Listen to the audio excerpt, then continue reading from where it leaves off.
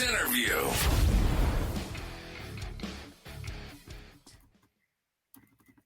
And tonight on the Drive to Draw podcast, Barrie Lester is joining us for our players interview. Welcome, Barrie. Hello, and thanks for having me. Not a problem. Well, Barrie, World Outdoor Champion in 2016 Christchurch. Silver medal in Christchurch as well in the fours. The triples was obviously the first one. Commonwealth Games, bronze medal 2006 in Melbourne in the pairs. What do we got? Silver in the 2018 triples. Also 2018 in the fours. And then Birmingham, which is probably the most recent Commonwealth Games. Silver in the triples there. And a couple of gold medals in the 2019 triples and fours in the Asia Pacific Bowls Championships. And I reckon there's a singles gold somewhere in there as well, but we'll get to that in a minute, mate. Welcome aboard. Thanks for joining us. You've done your homework. Yeah, thanks very much for the intro. And anytime I can talk to anyone such as yourselves about the game of bowls and talk about all things the game, I'm very excited for the opportunity. So thank you. Absolutely. I got on your page this afternoon and watched a few of your coaching tips, Barrie. I've got my single coming up, so I thought I'd better get on and have a look. So I watched a few of those this afternoon, so it was good. Getting sweaty palms talking to you, though. It's a pleasure. We'll have to report back to you and see how Phil goes. I think they're trying to organise it as we speak. Yeah, so. we are. So, Good luck. Now, I looked up, 42 years old. When did you start bowls, Barrie?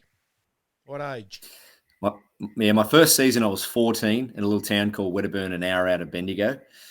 You're growing up in a little town like that, one milk bar, one pub, one bowls club, one tiny little school, 700 people. There wasn't sort of much else to do other than play sport, and I was a competitive beast as a kid, to the point where probably threw people the other way when it comes to me, but just competitive. And when I got the opportunity to play my first game of bowls at 14, my old man said, "Come down and have a game," and I did. What other sports were you involved with back then as a young lad? I'm assuming Aussie rules would have been on the cards. Yeah, like every other kid at that age, wanted to play AFL. Broke a few bones playing footies, which didn't help that dream. But I did reach state level under 16 football. Probably my claim to fame there was played with the Witcher-proof boy up the road, Corey Jones. Played in the sort of state carnivals down in Melbourne, Windy Hill and so on. So played in some decent school and state level football. Love footy, love my golf.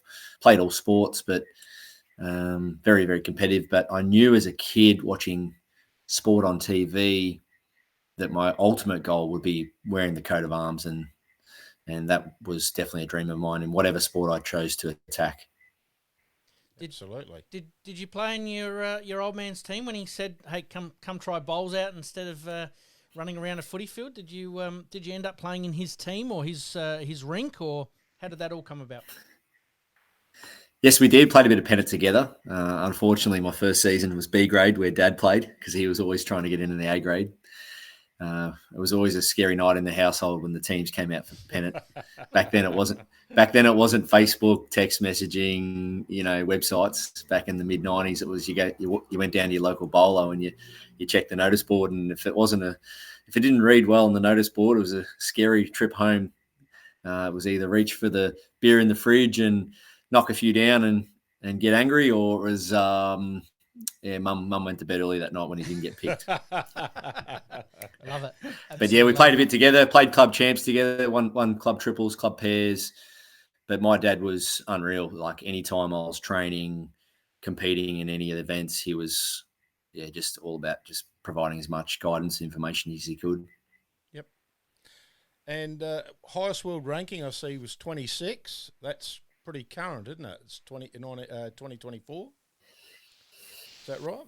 Yeah, it is. It's been a really good initiative World Bowls brought out recently, the World Bowls rankings. I guess throughout various things I've achieved over my journey, if the current system was in place years ago, I might have featured higher somewhere at different stages. But, when you're talking, you can somehow slide into the top 30 in the world, and especially since I've been retired for a year now, off the back of some decent performances last year, Australian Open fours, BPL, all that kind of stuff. So Yeah, rankings is I think something that's crept back into the game, and hopefully, yeah, it's onwards and upwards when it comes to the world ranking system.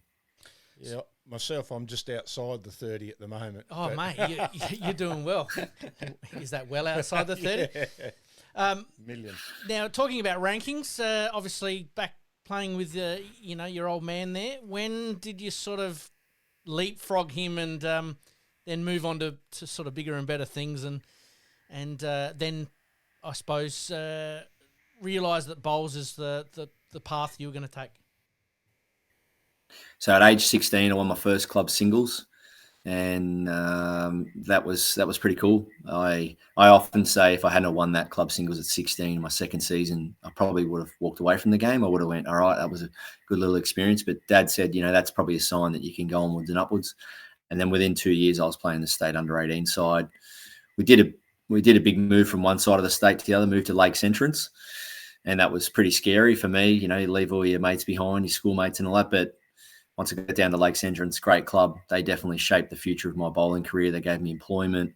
They helped sponsor me, set me up with equipment.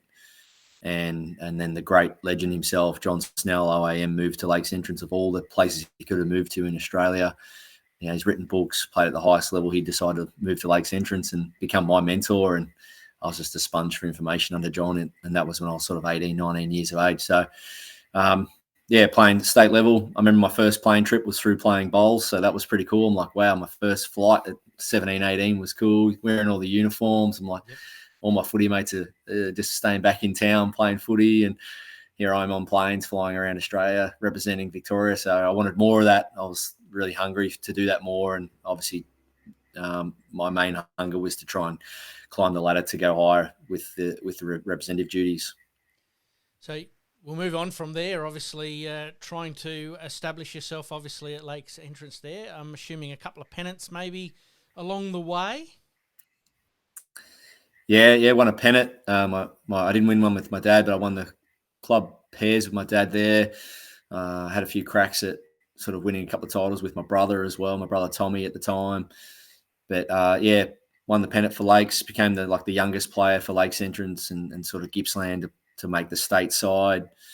I think I made the Victorian state side at 20 years of age. And it sort of, it was really hard because being in country Victoria, 3.5, 4 hours from the city, you can only win what's in front of you. And I did win a lot, but I trained my absolute backside off. I was training 4 to 6 hours a day and working full time at the club. But the club gave me a lot of time off for work and sponsored me. So Lakes Entrance Bowls Club, forever indebted for what they did for me. But John Snell had a board meeting with them and said, hey, this young kid's going to go places. You got to get behind him. Yep. And I'll never forget the current GM, Jeff Rode, and the board at the time. They pulled me into a room and said, yeah, Barry, we want to really support you and set you up. And I just remember going out there and training my backside off. I'd get a train from Bairnsdale to Melbourne and then a bus from Melbourne to Moama for state trials. And then when I was old enough to drive, then I'd drive from Lakes Entrance to Moama or drive from Lakes Entrance to Melbourne for trials and training and so on. And unfortunately, at 21, suddenly my mum passed away. Really suddenly, and sort of threw everything out a little bit. She got to see me play for Victoria, but she didn't get to see me play for Australia. But that was a big sort of side step or step back in my life. Gave bowls away for a bit, but the whole Lakes Entrance, John Snell, the employment sort of set up was a huge nucleus for me to be able to get to where I am today. Isn't it important to have those people that sort of stand behind you and back you in and say, hey, we're going to help you get to whatever level you want to get to? And I think bowls clubs are getting better and better at that. Footy clubs are now seeing that as an advantage, that everybody does have a slightly different background, whether it be from country, city, different areas, trying to get everybody together. And it sounds like that's exactly what happened for you, mate. And then, again, condolences, obviously, for the loss of your mother there, but it probably in a way shaped you a little bit in that you got to take a bit of a step back and concentrate on family for a little while. I'm assuming that's the process that you took. Yeah, mum was the one that, she prepped all your gear. She made you lunch. She drove you everywhere. And Dad was the mentor when it came to the game, but Mum was always the one that made sure I was on time and set up and preparing really well. And yeah, I miss those days of waking up and seeing your bowls clothes folded on the end of your bed, and lunch is made. Your lunch is made. But like Mum was amazing for me for that. I was the youngest in the family, so I was the last one. She didn't want to leave the house, and so that was obviously hard times, but gave the game away for a while. Spent time with family and friends. Lakes Entrance once again were great. And then just out of the blue, a gentleman I knew who I'd sort of played against in Metro Bowls, he was just passing through Lakes Entrance and said, "Barry, what are you doing here?" And I said, "I don't know. I'm just working, living my life." And he said, "You should be playing in Melbourne. You should be playing in the Premier League and all that." And within a few weeks, he'd got me a job interview, and his name was Wayne Tubby Sheehan. And same thing, people shape your life. People can have influences, and just a small gesture for him to get me a job interview in Melbourne. And within a few months later, I was working in Melbourne and playing Premier League. So that was the start of my move to Melbourne and start that journey. Absolutely loving this, mate. This is why we put together the players' interviews, to find out these little stories of, who mentored, who helped. Nathan Black, obviously, we had on previously, talked about, how he, played in the country, and then a couple of players from the city sort of said, "Hey, can you come down and play?" So similar little journeys there, and obviously, and we're going to follow this up a little bit later with BPL, but obviously you got to see Blackie firsthand last week at the BPL.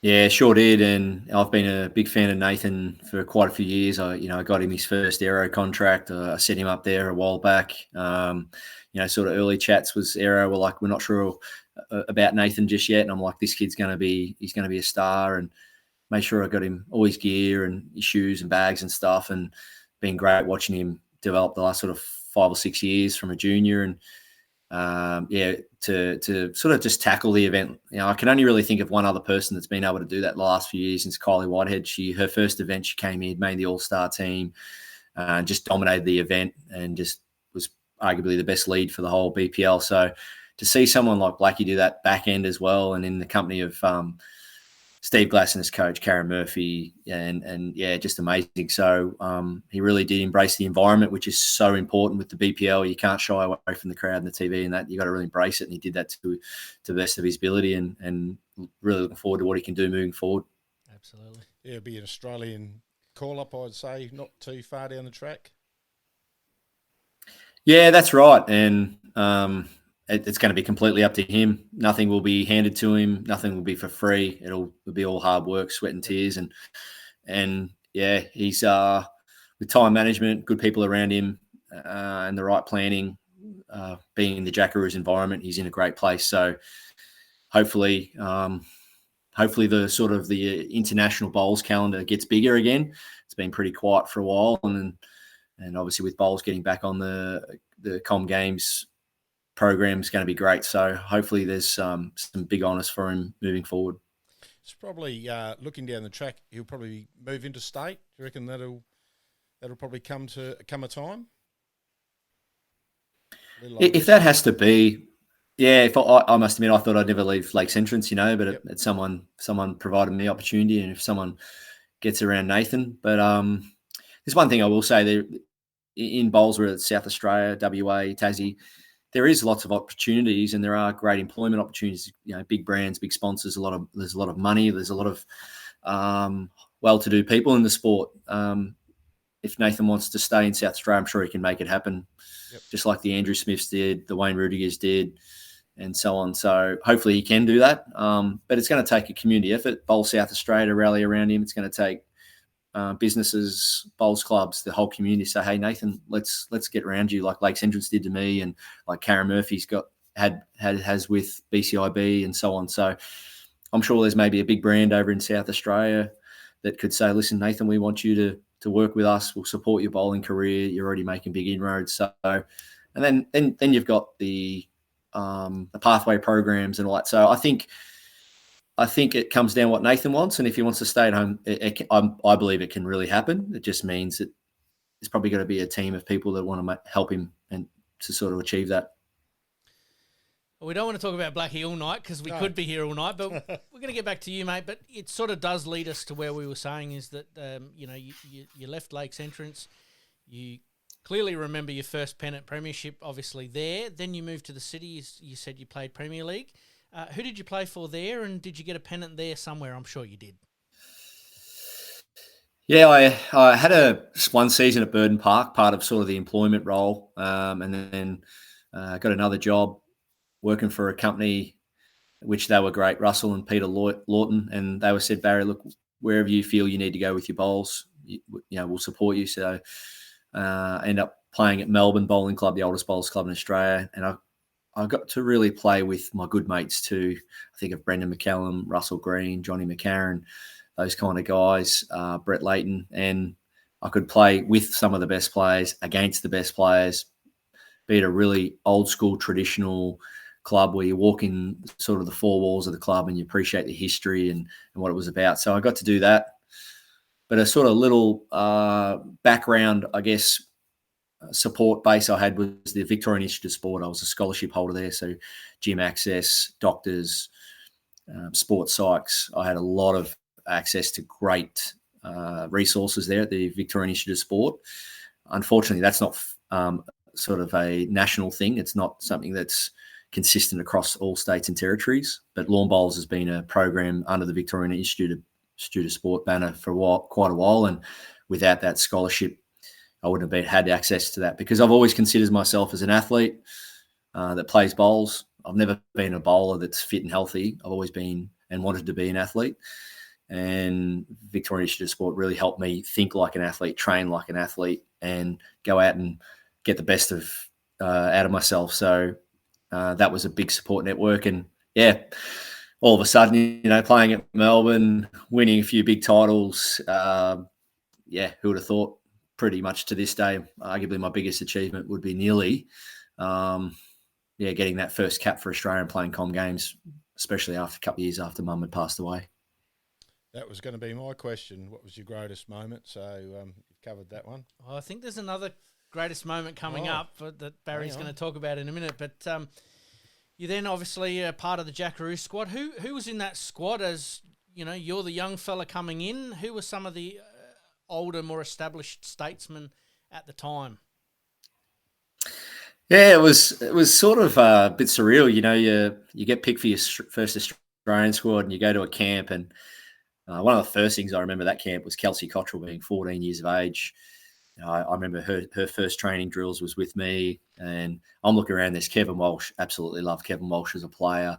You had Billy Cornells, Michael Wilkes, Steve Glasson, Brett Dupre, Kelvin Kirko, all the big names around that sort of 2004, 2005, Nathan Rice, Mark Casey, Wayne Turley, Shane Globert. So, and the women's team, obviously Karen Murphy back then, Willow Fong, Roma Dunn, so Lindsay Clark, and you're just sort of looking around left and right going, wow, big names everywhere. But from an early day sort of experience, I remember having this trial against, I think it was Nathan Rice and I playing against Mark Casey and Wayne Turley. And Wayne Turley was ripping shreds through me in terms of just up and down the green, high-fiving, celebrating shots. And I sort of turned to Turles, and I sort of turned to the Australian selectors and coaches and went, wow, Turles is pretty full on today. And I'll just never forget Turles sort of saying, mate, I want to play for Australia. I want to get selected. I want this as much as the next person, and I'm here to bring it. So, and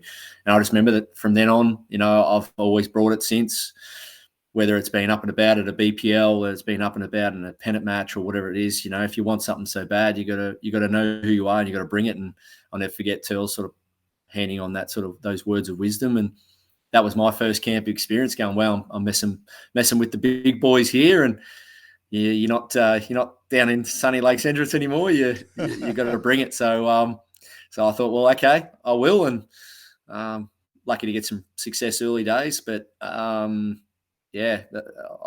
forever indebted once again to be surrounded by those people. And I was a sponge for information, whatever they could provide me with my journey.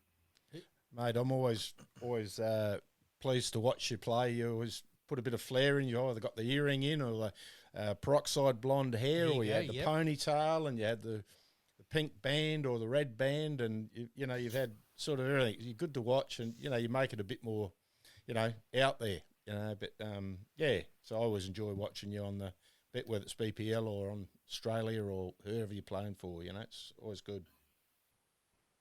Thank you. And I've never tried to be anyone else. And those that know me and know me well know that.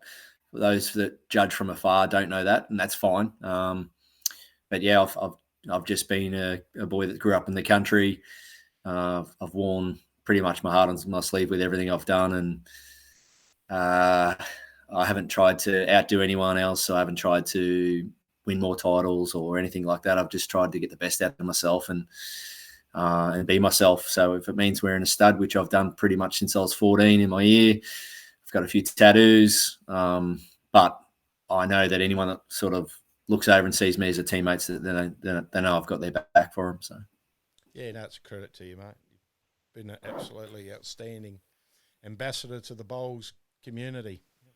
Going to cover that a little bit later as well, mate. Yeah, absolutely. Let's talk Commonwealth Games. Obviously, you have played in a few and been obviously in the Gold Coast and Melbourne, obviously, as the main ones here in Australia. Do you want to take us through a little bit of a moment there where you got a pretty special honour at the end? It was at the end of the Commonwealth Games? Yes, yeah. So end of Birmingham Commonwealth Games. So yeah, it'd been a while between drinks. I'd played 2006, 2018, and that was a big achievement for me to be able to play 2 Com games, 4 Com games apart, if that makes sense, missing the 10 and 14 games. Mm-hmm. So that was pretty cool. And then to get picked for the Birmingham games through COVID and that, I've always really considered myself a pretty slow green specialist. I've worked really hard on my slow green play. And yeah, to get the call up for Birmingham was pretty cool, and got some really cool stories around Birmingham and that. But in terms of what you're asking there, Pete, is yeah, my dad was sick at the time. He was sort of probably a month to month sort of set up, my old man at the time, and I got a phone call from Craig Phillips, the CEO of Commonwealth Games Australia, right at the end of the Com Games in Birmingham, and I really did fear the worst. I thought my old man maybe had passed away, and it was a happy phone call. It was a great phone call that they just left a meeting and they were deciding on someone to collect the Commonwealth Games Federation flag, take it off the Birmingham government, I guess, or it would have been the governor or so on, and give it to the Victorian governor for the Victorian Commonwealth Games, which didn't end up going ahead, of course. And I got the phone call saying, Barrie, as a regional athlete born in Bendigo and growing up in Lake Central, sort of tick all the boxes, and you've been to 3 Com games, so we'd love you to have that honour. And yeah, broke down crying. I'm like, is this a stitch up? But yeah, it was a great moment. So within a couple of days, I had to cancel my plans to fly to Spain that day. I was going off to Spain with Gary Kelly and Corey Wedlock to enjoy a few cocktails and a bit of sunshine. So I pushed that trip back a day and got to go into Birmingham during the day, do the rehearsals, and get up there that night at the closing ceremony on behalf of the whole team of Australia. That was pretty cool, not just the bowls. It was sad that the law bowlers had to go home. We didn't do either ceremonies due to COVID. Yeah. But yeah, got up there, received the flag, handed it over, and didn't drop it. Some people said, drop it, make a name for yourself that way. I'm like, no. I'm going to hold on to this flag, make sure I don't drop it and do a good job of it. And so I handed the flag over, and Jason Banks plays a song called Unknown. It's on YouTube. It's a really cool clip and really emotional sort of clip. And that was my sort of pinch myself moment to say, wow, wonder if mum and dad are sort of there supporting me for this one, looking down. And but it was just that moment for me to say, all right, it's not a color of a medal, it's not a selection thing, it's just a moment to say, all right, this one's for bowls, this one's for anyone and everyone that's supported me to get me to where I am. And yeah, that was a pretty cool, millions of people watching on TV, and I just still sort of can't believe I was given that honour. So yeah, that was unbelievable. And yeah, that was sort of within a few days of that started to make me think, wait a minute, was that my swan song to sort of maybe finish up playing for Australia at that level. Well, speaking of the 2022 Birmingham Games, you got silver in the triples, mate, with Carl Healy and Ben Twist. Obviously, a couple of very good mates of yours. What was that experience like? Obviously, a different country. You're in a very small, tight-knit team. And obviously, the team itself had pretty good success, but then you and Carl and Benny had some success personally as well. Yeah, medalling wasn't a really big thing for Australia at the Commonwealth Games, World Championships, to go over to Northern Hemisphere and medal. And we ended up, being a very successful team. And, yeah, unfortunately, we didn't get through with the fours, but to be able to medal in the triples was great. And, yeah, it was just to be able to share in that experience with Ben and Carl in their first Com Games. And, yeah, we were so close, came down to last end. We had great support from the local crowds too. I couldn't believe, just after the game, a lot of the local English supporters coming up, well played. We knew you'd always come back because we were down, I think, 12-3 or something like that. And, I was in a sort of a mind bubble that game. I remember just concentrating so much on my game and supporting my teammates that the score, I swear on my entire life, I really didn't know the score. Mm-hmm. If someone had told me it was 10-3 or 8-1, or I really was not focused on that. And we were pushed right up against which is a huge pet hate of mine when there's a green pretty much for free. I've played in some big finals, and unfortunately, majority of them have been for TV, not for the players. And to be played hard up against a ditch rink under the grandstand, under a tree, when 3 or 4 rinks are just spare, it's a bugbear of mine. But yeah, that was what it is. So I'm just trying to win the conditions, try to win the environment. We were getting really good support from the local English crowd and the Australian contingent, and didn't quite get the medal we're after. But there's so many wins along the way. Getting the results to get in the mix to be selected for games, then when you get your name called out, they're that's a title in itself. I just can't believe I did manage to make 3 Com Games, and to do them as a specialist lead. It wasn't sort of we're going to hide you there or we're going to move you around there. It was like, no, Barry's been able to be a specialist lead for a long time, and to do it Northern Hemisphere, Southern Hemisphere, quick and slow green. So that's what I take away from the Commonwealth Games experience. But and then to be there when Alan and Christina and Aaron got their golds, and same thing with Aaron Wilson and Alan, and that's just knowing them since their junior days, watching them grow as people and as athletes, and to sort of be there and say that I was there when they reached the ultimate glory. So I will just sort of quickly say, I remember in 2018 when I did win, just lost a final there. And I remember I went back to my room, sort of had the cry, had the emotion. And I remember just sort of having a chat with Aaron Sheriff, and he sat in the room with me, sort of sat with me on the end of the bed kind of stuff. And he said, mate, I know it's tough. I know it's hard and it's heartbreaking. But he said, we've got some teammates downstairs that are celebrating gold medals. Let's go and celebrate it with them. And a lot of people won't know the leadership qualities of Aaron Sheriff away from what you see on the green and all that, but definitely a huge strength of Aaron's and the high performance team. And I just remember that always now moving forward, there's always it's always more important than just what you're going through. Someone else is going through something as well. And I was lucky enough to be able to go and take in the celebrations of other achievers in our Australian team, and that's the tight-knit family, which is the Jackaroos environment. And I thought, you know what? No, I'm going to go and celebrate my silver and celebrate their golds and even celebrate other achievements that didn't necessarily result in a medal. Fantastic. Now, just talking about Birmingham and, the Jackaroo squad there, is it right, and please correct me if I'm wrong, did you guys prepare at Mount Lewis and they prepared the greens slower for you guys for the conditions? And if that was the case, is that the first time that you sort of had that opportunity to sort of replicate a little bit of those conditions? So it was Mount Tambourine. Just here. You're right. No, it was Mount Tamarine, just up here on the Gold Coast, sort of 40 minutes inland.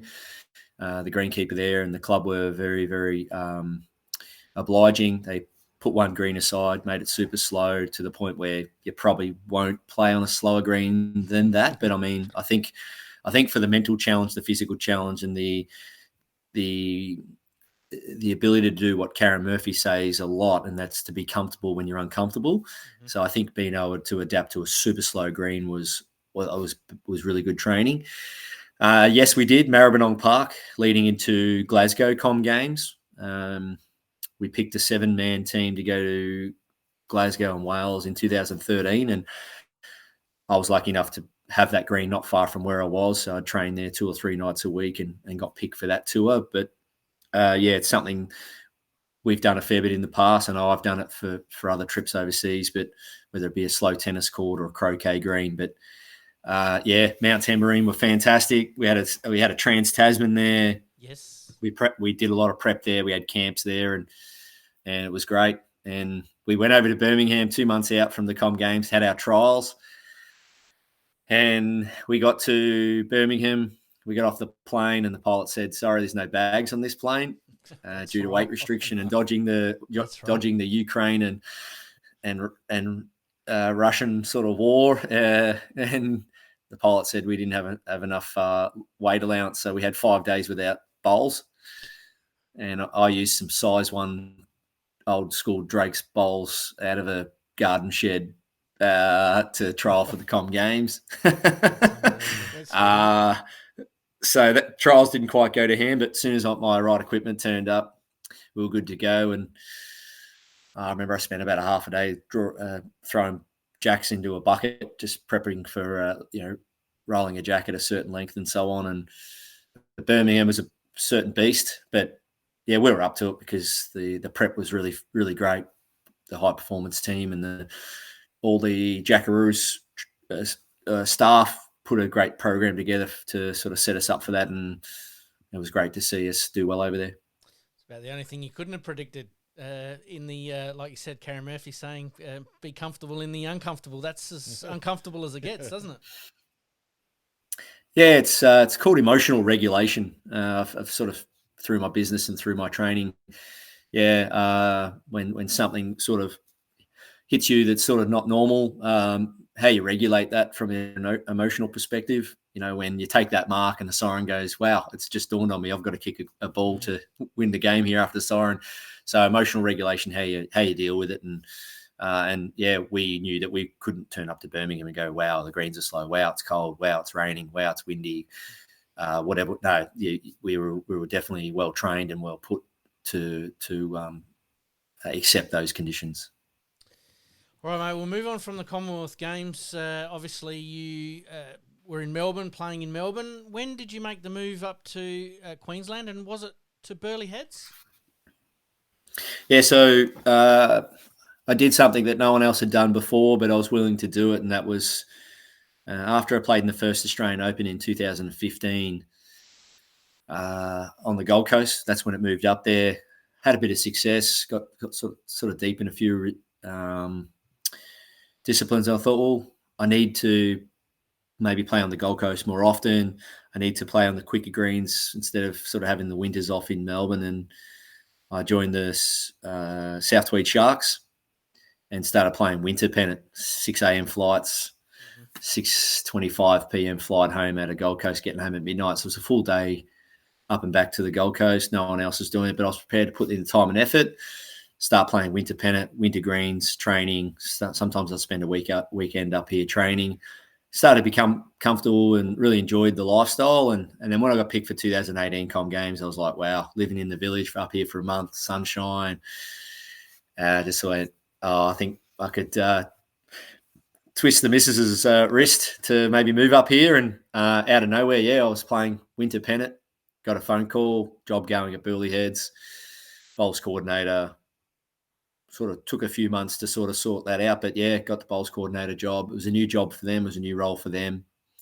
And I was really keen to make the World Championship team, which is 2020 on the Gold Coast. So, I thought, well, it lines in with trying to make the World Championship team, and it's a career move, and it was a little club, and I wanted to help them sort of achieve big things, and took on the role bowls coordinator at Burleigh Heads in 2019 and became a Queenslander. There you go. And still there? Yes. Still here, yeah. I'm at Broadbeach Bowls Club now, so I've been at Broadbeach for about a year and a half, and had my 3.5 years at Burleigh Heads, and due to various reasons that didn't work out, but it was got them a Premier League win, got them into Premier League, got them a win.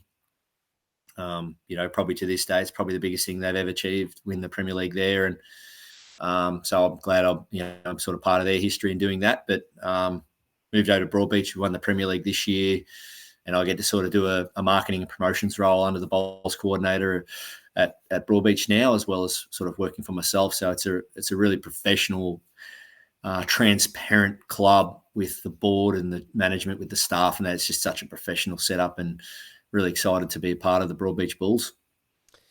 Broadbeach, obviously one of the hub, I suppose, clubs for the Australian Open. I've obviously been up there and absolutely love Broadbeach. Some of the renovations that have happened over the last 12 months look pretty impressive.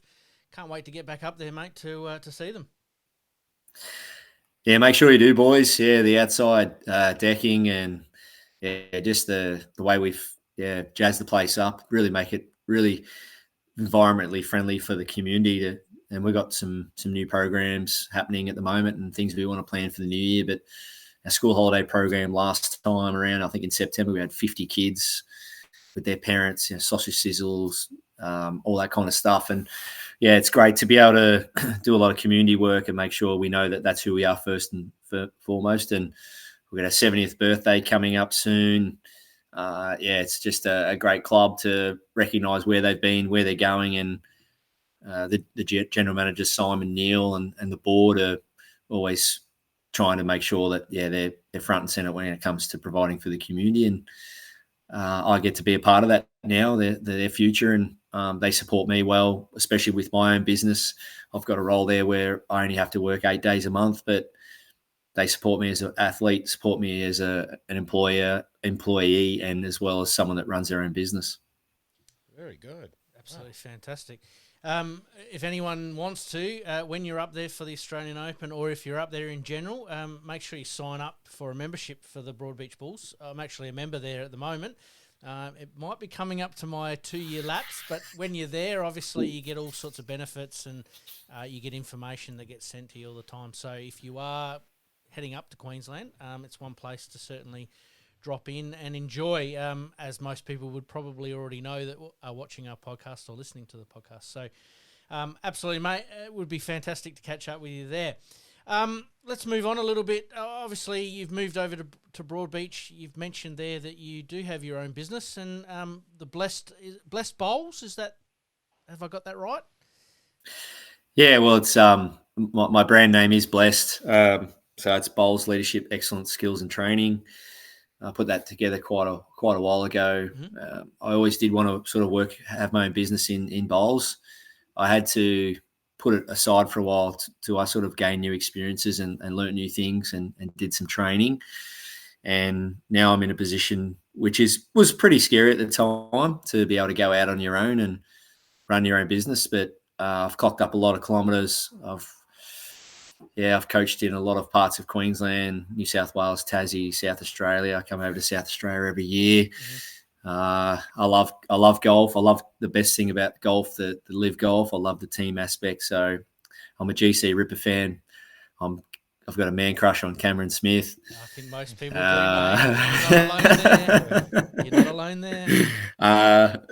And I just love everything about him, just a laid-back Aussie. And so, I love getting over to South Australia. I love Adelaide. I've got my brother and sister that were born there, so there's some nostalgia there. I've got some family ties there. I've loved coming over to the Masters over the years. So, got my own business, bowls coaching. Plus, I help clubs with development, if they want help with any social media, websites, even just business plans and stuff. So I can definitely help clubs with that. That's sort of my wheelhouse, having done a lot of that with Clubland over the years, working with Bowls Australia, but mainly just doing the coaching clinics, upskilling bowlers with their techniques, their education around the game, training programs for clubs, goal setting, all that, and absolutely love it. I just love even like within a few hours of meeting people, just maybe just something in their technique or something the way they're approaching their game, just seeing the improvement firsthand and staying involved with the clubs moving forward, just with their pennant, with their goal setting, all that. So I love it. Absolutely, yeah, get a kick out of that and get to travel. I'm off to New Zealand on Sunday, coaching over there, going to a conference. I was invited to do a talk at Bowls New Zealand's coaching conference, and looking forward to that opportunity. And to be able to do something I love in a sport I love and meet people and help them out. Yeah, I'm blessed to be able to do it. Boom, boom. No tagline needed right there. Absolutely. Phil, you might have to book in a session, mate. Oh, I think I have to. You have to now, don't you? Broadbeach, here I come. And it's a good holiday up there, mate, as well. Mates rates, Phil. Okay, one-on-one I need with you, Barrie. Well, you're going to need a lot of hours, mate. I can tell you right now. I've played with Phil and, you're going to need a lot of hours. Mate, you're coming to Adelaide from the 9th of February. You've got a couple of clubs booked in, but if anyone else is keen to do so, to get in contact with you via the website? Yeah, jump on my website. Yeah, fly over on Sunday the 9th and just jump on barrieleicester.com.au and I'd love to. No club too big or small, and they're 3-hour sessions. So I do a nice inside presentation, which I call a club playbook, and I just do a nice general presentation about all things bowls and club behaviours, roles, responsibilities, goal setting, and all that. And then we do a really extensive circuit training, skills and drills out on the green, and I always stop for a bit of Q&A and a refreshment or a sausage sizzle or something afterwards. And I love being able to do that wherever I go. And I'll be honest, as much as I've travelled the last 20 years playing state bowls, going all around Australia, to be able to not necessarily do it with a bowl in my hand now and do a bit of coaching, I do stop and reflect on this beautiful country. Some of the bowls clubs you go to and the people you meet, it's unbelievable. And I do just go, wow, we've got a great sport and some amazing clubs. And I went to Mount Gambier a few months ago and I'd played there one of my first ever state series back in about 2002. And I was just dripping in nostalgia, and I was just like, wow, how good is this? I can't believe I've come back here 20 years later. And it was great to, and I love when they say, Barrie, we don't get many people out this way. And, we're sort of 4.5 hours from anything. And I just go, no, I'll travel anywhere and connect the best I can. So looking forward to coming back to Adelaide. That'll be the 9th through to the 14th. Fantastic. Well, as I said, if anyone's keen to get on board, please contact Barrie. I'm sure he'll be able to squeeze you in, and there's probably a couple of clubs that have already done that already. There's probably a couple I know of that would have doubled up and had you last year, probably have you back again this year. So looking forward to that. We might even try and catch up with you on green, mate, and do a little interview there as well. For what you guys are doing for the sport, for sure. I'll definitely try to catch up with you, stay connected, and I've got to fit in a little bit of time to watch. How's Barrie, all right? Yeah. Well, look, I'll put some time aside for you for sure. But if Cam Smith's ringing me up saying, Barrie, will you caddy for me? I might be a bit busy.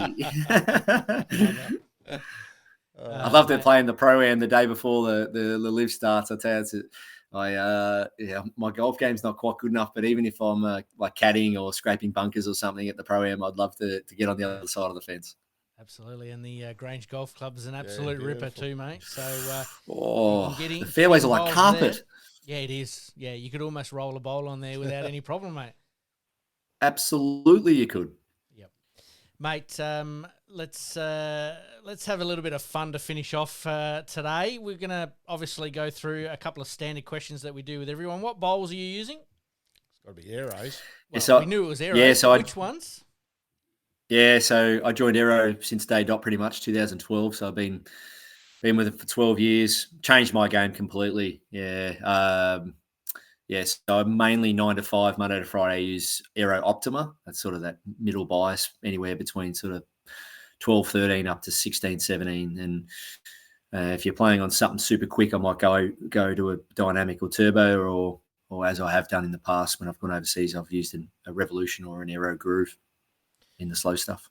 Beautiful. Do you find changing bowls, and we'll get back to some of these questions in just a second, do you find changing bowls like that and changing some of your lines challenging at times, or is it something that you just know that that's the line I need to take and go from there?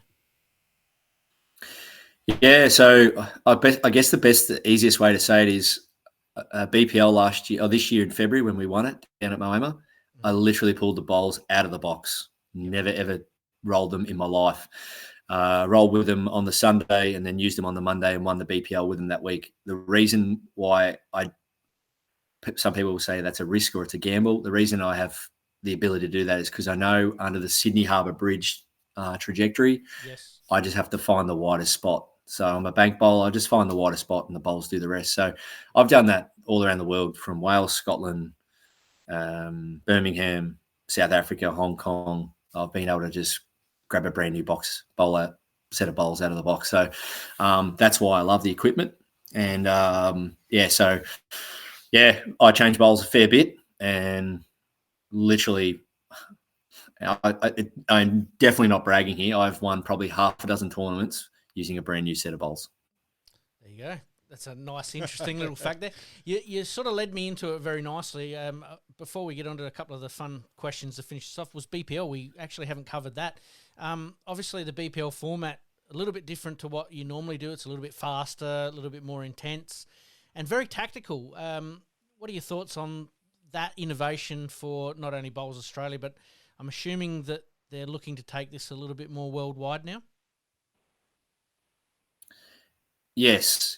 I believe whether it's a product, whether it's sporting equipment, whatever it may be, I think you've got to market your number one product. And I think BPL now, the format being very exciting, the two sets, the power plays, and the tie breaks, it's always edge your seat kind of stuff, which you would have saw last week. I think that is our number one marketable brand. Mm-hmm. So I think wherever we can put bowls on a high pedestal, whether it be Commonwealth Games, World Championships, any kind of World Series, I think that's where we put our BPL style event.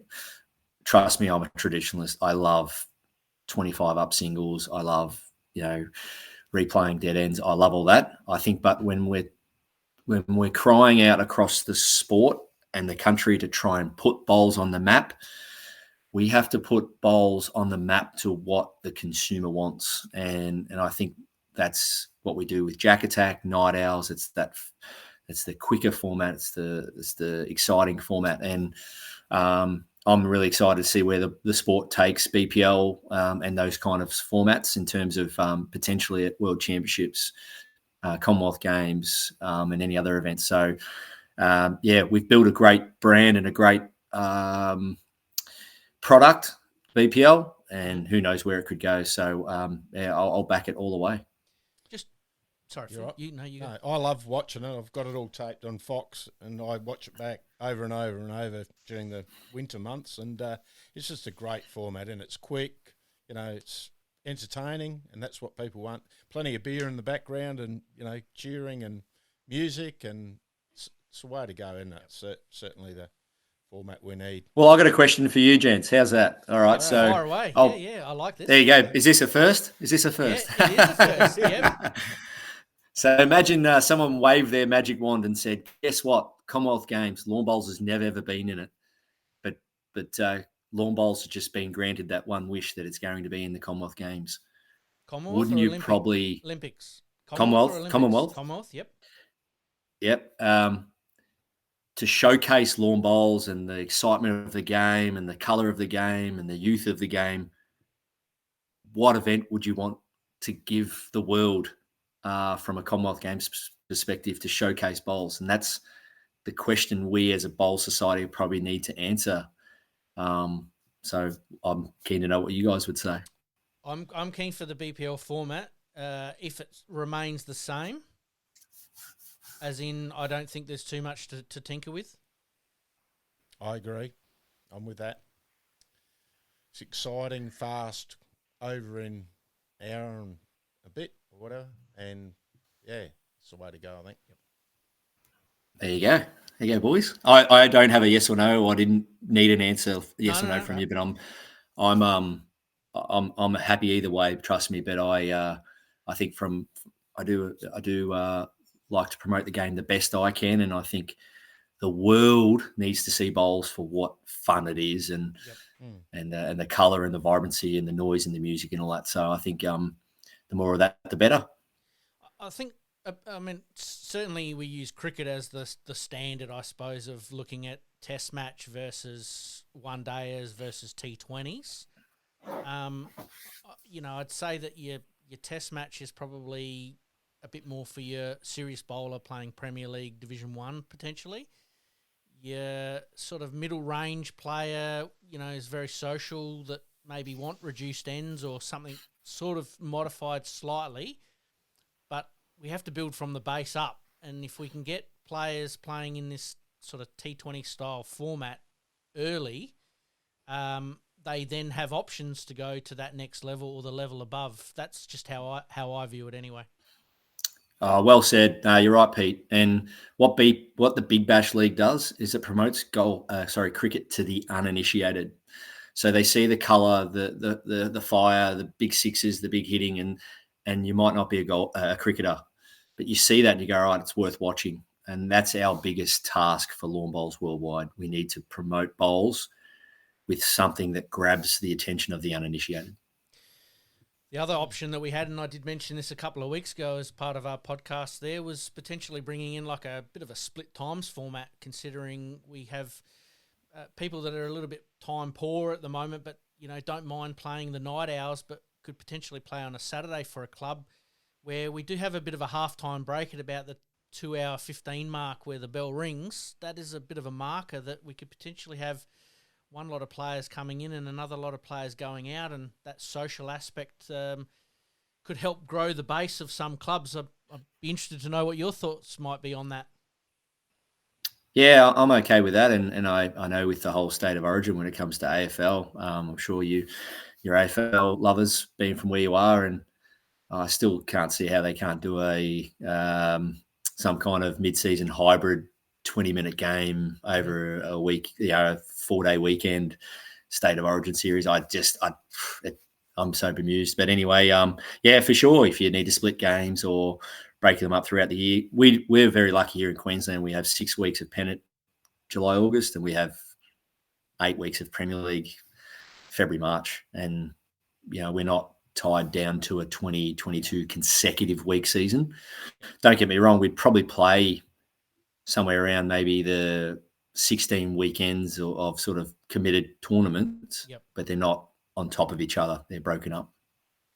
I think that's where we're in that state of flux at the moment. There's a group of players that are keen to play more tournaments and support more clubs and maybe reduce the pennant season or double headers somewhere along the way there just to reduce the number of weeks. But that's going to take a little bit of changing at the moment and a bit of forward planning. But yeah, it's always good to have think tanks with these ideas, and we know that the BPL format and the BPL Cup as well, which is obviously available to most clubs, is a stepping stone to letting that happen.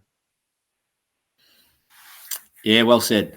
Well said. And you guys are, you're doing a great job to help that from a promotion point of view, just talking the game, showcasing the sport. Well done. Absolutely. Thank you very much. I don't need to ask you what your favourite part of the sport is because I think we've pretty much all covered there. Mate, what other things would you do to improve the game if you could? I mean, obviously we've just talked about formats there, but is there anything else that you can sort of think of that could help improve the game? It's okay. It's probably a dream come true for me, and it unfortunately requires a fair bit of finances. But I've always said that lawn bowls is $1 billion industry. Once again, I'm in the coalface everywhere I go. You got huge clubs with massive turnover, and if we could somehow create a investor group or a conglomerate that said we're all willing to chip in to help promote the game, I'd love to see some form of portable rink that provides what is the best thing in sport, in any sport pretty much, and that is elite exposure. And elite exposure is what we saw at Murray Downs last week. We saw Cameron Smith and Lucas Herbert, two worldwide massive names in the sport of golf, go to a country club in the middle of nowhere up on the border and probably influence maybe a couple of hundred people to take up golf. It's not a portable golf rink, but those two stars going out to a country club like that. So to be able to have some form of portable rink where we put it at Bondi Beach, we put it in casinos, to be able to take the game to the people, I've said that for forever. And, we can put table tennis tables in auditoriums. They put a great portable rink in Potters over there at Potters Leisure Resort. I've been there a few times. It's not a bowls club. It's literally an auditorium. But, if we could grab a portable rink and say, hey, we're going to have a chat to Star Casino chain and say, how do we get them in there? Yep. How do we get bowls to the people and showcase elite exposure would be fantastic. So that's always been a dream of mine, but I don't even want to put a budget on it. No, fair enough. No, Great idea. I like it. Absolutely love it. All right, mate, that's enough for the serious stuff. Let's have some fun here, mate. Childhood idol. Did you have a sort of an idol that you just went, I have to see this person play, or or go to their games and whatever chance you got to watch? Well, two come to mind straight away. The first one being Greg Norman. Aussie battler, didn't come from much, took up golf willy-nilly because his mum was a club champ. Always a big fan of the Great White Shark. And to be world number one for 331 weeks across his career in arguably the hardest sport in the world, brilliant. And my favourite footballer was Gary Ablett Sr. My whole family are Geelong supporters. I'm a Melbourne Demon. And we would go along and watch a lot of Geelong games, a lot of Geelong games down at Cardinia Park. And if you got to the gate and you found out Ablett was injured or not playing, 5, 10, 15,000 people wouldn't turn up. For me, he's probably the biggest superstar the game's ever had. I think, he's in a very, very small niche of players. And I got to see him firsthand many, many times. And his statistics speak for themselves. 3 Norm Smiths in a row, kicking over 100 goals in a row. That's never been done before. And, I'm just totally in awe of what that guy did at 6'1". Yeah, that's right. And he, basically left Hawthorn to head to Geelong as well. Yeah, so he was a freak of nature, just a superior footballer, athlete, and he did things no footballers are really doing this day and age, especially left and right foot. You're seeing these kids get drafted through now, and unfortunately not having much on their opposite sides. And Gary Ablett from 50 out on the run, opposite foot wasn't even an issue. Mate, speaking of other sporting teams, you said you're a Melbourne supporter. You'd have been pretty happy a couple of years ago with them winning the premiership, but any other sports that are tickling your fancy? You have mentioned golf a couple of times, and I know that you love getting over here for the live golf, but Ripper GC obviously pretty handy there. But any other sporting teams you follow? Yeah, the one and only Chelsea, Pride of London. Good man. I'm not a bandwagon supporter. I literally went and saw them play 14 years ago at Stamford Bridge or whatever it was, and just fell in love with the culture, fell in love with the enthusiasm, all the fans, how the fanatic they are. And I've been to the MCG for, I don't know, well over 50 times, and I've been there probably a dozen times, 100,000 people in the house. And when you go to an English Premier League game with 40 or 50,000 screaming fans, the chanting, the cheering, it just can't be replicated. And Chelsea do it for me. They're my favourite football team in the world, and I'm right across most movements, the players' names, our draw. We're playing in the UEFA at the moment. We're not in the Champions League, but we won that a couple of years. So mad blue, and bring on. I think it's Leicester on Saturday night. Yep, currently sitting third on the premiership table behind Liverpool and Man City. So a little bit of work to be done there, but they've put themselves in a pretty good spot this year. The last couple of years have been a little bit lean, but looks like they're on their way back, mate. Cole Palmer. There you go, mate. Let's finish off. Favourite pre-match meal? Pre-match meal. Oh, yeah, I've always been sort of just right and some bananas, and yeah, I'm a big sort of tuna guy or sardines on toast or something. So yeah, get your concentration foods up. Absolutely, mate. Favourite movie? Braveheart. Even though I lost 2 gold medals to Scotland in 2018 Com Games, back to back, I still love Scotland. Yes, I'm But sure Braveheart, Alex Marshall won't hold it against you. No, I love the Scottish and Irish culture and countryside, and absolutely love a good Guinness. And but yeah, Braveheart, what a movie! Absolutely. Favourite pre-match song to get you pumped up and ready to go, or are you a bit more sort of subdued and something a little bit downbeat? No, I love my up and about beats. You know, it'd be probably something if it was a big game where I'm really trying to get pumped. It'd have to be something along the lines of Eminem or Drake or sort of that sort of gangster rappy kind of stuff. But I'm very versatile with my music. I grew up listening to old school tunes with my dad, so I could. I was listening to Neil Diamond today in the car. So there you go. Yep. That's more my type. Yes. I was going to say, Phil, you're going to need to Google half those names that Barry just throw through, mate. Yeah, Kentucky Woman, Neil Diamond. That's it. You know, I can go from '60s Roy Orbison to modern day stuff. I love my music. My dad was a professional musician teacher, so I was very very lucky to be brought up with quality old school music. Mate, we've got 2 last questions and then we'll get you out of here. And thank you very much for your time tonight. First one is what is the one coaching tip that you could give most people that'll help improve their game? In other words, I'm looking at Phil here at the moment. What's the one tip that you might be able to give that we can pass on to our listeners? Yeah, and I don't want to come across scientific, but you've got to understand the biomechanics of lawn bowls, the body movement, the activity of actually having your touch, your tempo, your body movement.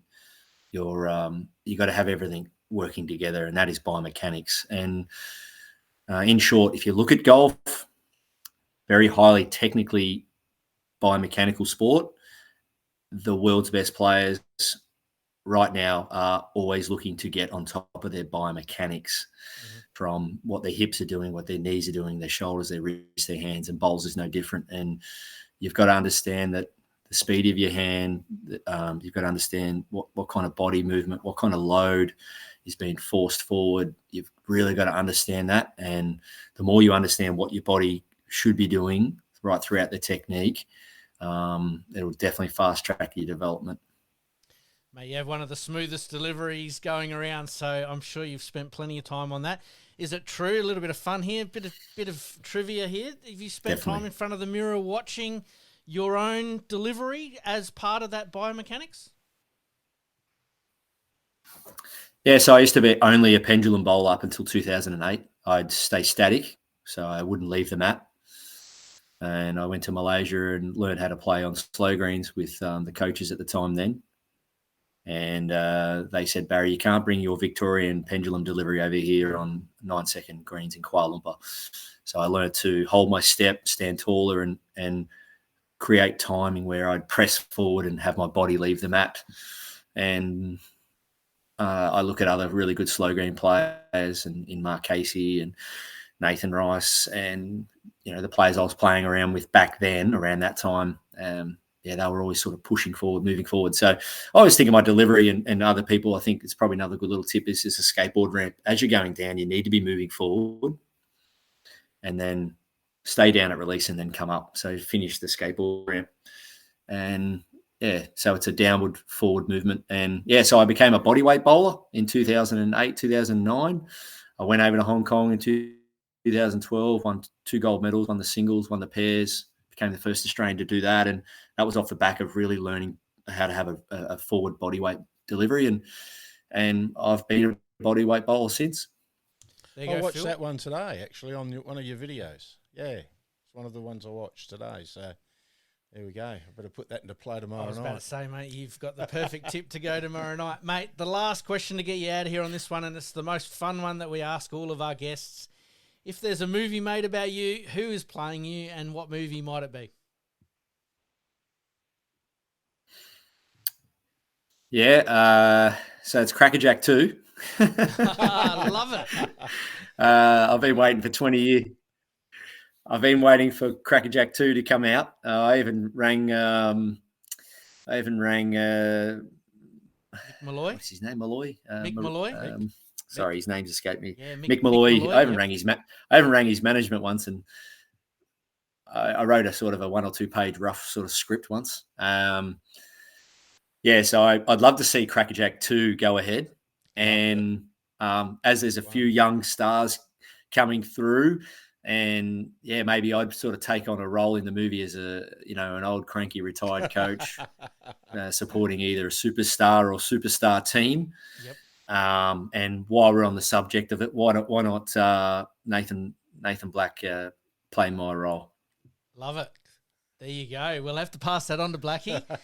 Mate, that is fantastic. I think we've got to get this to happen somehow, some way. Maybe we've got to lobby it, or a what is it? Crackerjack 2. Crackerjack 2. We've got to lobby one of those GoFundMe pages and see if we can get it going and get Mick on board there. But that'd be absolutely fantastic. Absolutely. Yeah. Mate, even a preview, much. They're doing movies now. Yeah, go for it, mate. I was just saying, they do movies now. They do previews instead of, Crackerjack 2 or 3. So maybe we can go back before Crackerjack and when Mick was a young kid or something. Who knows? Ooh. But look, it's one of those things Malloy. Yeah, it was a big thing when it happened. Crackerjack was great. It's been great for the sport ever since. But let's campaign to make number 2 happen. I like it. Absolutely. Mate, we better let you go. You've probably given us a little more of your time than we thought we were going to have tonight, and we've sort of covered a lot of stuff, obviously, with your early career, but now with your role at the Broadbeach Bowls Club and also your blessed coaching program there. We will shout out again if anyone's looking to book you in during that time you're here in Adelaide. Please do so. Contact Barrie, and we look forward to seeing you in Adelaide, mate, not only for the golf but also for the bowls. Yeah, thanks, Pete. Thanks, Phil. Love to get to know you guys better, and really appreciate the opportunity. Thanks so much, and good job. Not a problem. Cheers, mate. Thanks, Barrie. Thank you, mate. You're listening to the Drive to Draw podcast. We'll be right back after this short break.